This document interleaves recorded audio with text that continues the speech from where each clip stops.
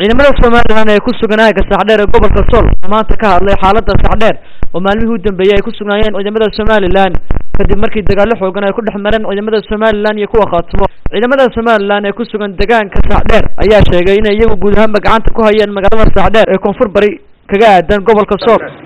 daraanka bacdi saaka waxaan ku soo boqonnay deegaanka Saxdheer ee hawlgalka yar ee gaaban ee kormeerka ka gashay waxoogaa golaaftankii idin dhex maray qolada Soomaaliland diidka ah Cali Khaliif halkan durbaanka beenta uga waa mahadsantiin magaaladana waanu aragnay reer Saxdheerna waxaan idin leenahay si wanaagsan oo walaaltinimo oo nabadgelyaha lagula dhaqmo laga soo dhaweeyo dadka oo runta aanu sheegno beenta loo sheegay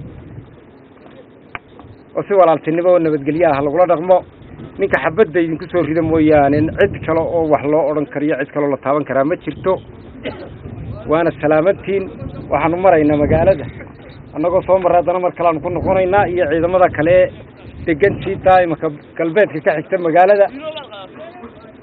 waxaanu salaam idinka sidnaa taliye ciidanka oo idinku salaamayna naga guddooma salaanta